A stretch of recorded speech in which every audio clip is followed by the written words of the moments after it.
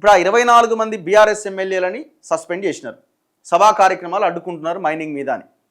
మనం ముందు నుంచి అడుగుతున్నది ఏంటంటే ఈ అక్రమ మైనింగ్ అన్న దాని మీద విచారణ జరగాల్సిందే. ఇప్పుడు బీఆర్ఎస్ ఓన్లీ పొంగులేటి మీదనే అడుగుతున్నది. మరి ఇప్పుడు మేళ్ల చెరువు దగ్గరికి పోదాం. హుజూర్ నగర్, మేళ్ల చెరువు, మఠంపల్లి ఏరియాల్లో మైహోం రామేశ్వరరావు చేస్తున్న అక్రమ మైనింగ్ హైదరాబాద్లో కూడా ఉన్నది. అసలు బీభత్సమైన అక్రమ మైనింగ్, అసైన్డ్ భూముల్లో మైనింగ్ జరుగుతున్నది. ఇది గతంలో రేవంత్ రెడ్డి మాట్లాడిండు, ఎప్పుడు బీఆర్ఎస్ అధికారంలో ఉండి బీఆర్ఎస్ అండదండలతో రామేశ్వరరావు చేస్తున్నప్పుడు. మరి ఇప్పుడు అదే రామేశ్వరరావు దాని మీద చేస్తున్న క్రషర్ల మీద, మైనింగ్ మీద సభా సంఘం వేయాలని హరీష్ రావు కానీ, కేటీఆర్ కానీ, బీఆర్ఎస్ కానీ డిమాండ్ చేస్తుందా? రేవంత్ రెడ్డి కూడా దాని మీద సభా సంఘం కానీ ఇంకే సంఘం కానీ వేయడు. ఆయనది కూడా అయిపోయింది.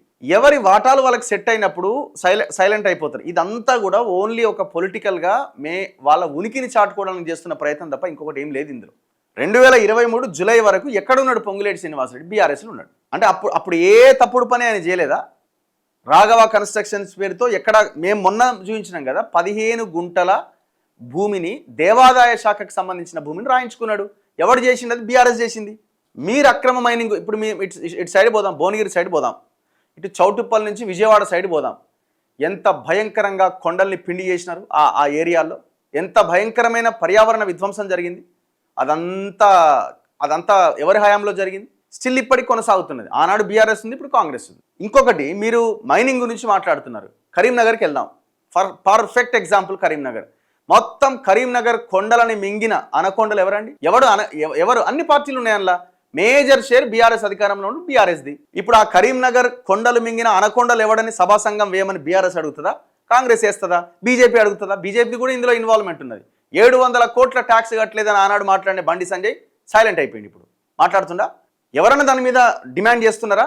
అంటే ఏదో ఒక అంశము హైలైట్ చేస్తే మన ఉనికిని మనం చాటుకోవచ్చు అన్నప్పుడు దాని గురించి మాట్లాడుతున్న ఒక 4 రోజులు మేము అడుగుతున్నాం. ఇదే పొంగులేటి, ఇదే తుమ్మల నాగేశ్వరరావు కలిసి 800 ఇల్లు గులగొట్టిరు వెలుగుమట్ల మీద. దాని మీద సభా సంఘం ఏమని ఎందుకు అడుగుతలేరు? తెలంగాణలో భూదాన్ భూములు దాదాపు 1,70,000 ఎకరాల భూదాన్ భూములు అన్యాక్రాంతం అయితే దాని మీద సభా సంఘం ఏమని ఎందుకు అడుగుతలేదు బీజేపీ? 25 లక్షల ఎకరాలు కబ్జాకు గురైన బీఆర్ఎస్ హయాంలో అని మాట్లాడుతున్న ముఖ్యమంత్రి రేవంత్ రెడ్డి ఎందుకు దాని మీద సభా సంఘం వేయడానికి ముందుకొస్తలేడు? వేయండి, మా అక్రమాలు ఏమైనా ఉంటే తేల్చండి అని బీఆర్ఎస్ ఎందుకు అడుగుతలేదు? మధ్యలో ఉన్న బీజేపీ ఎందుకు డిమాండ్ చేస్తలేదు?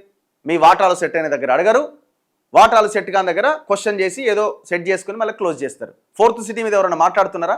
గతంలో బీఆర్ఎస్ పెద్ద ఎత్తున ఏదో చేస్తాం, అది చేస్తాం అన్నది. ఇవాళ 4th సిటీ మీద ఎందుకు మీ నోర్లు మూసుకుపోయినాయి?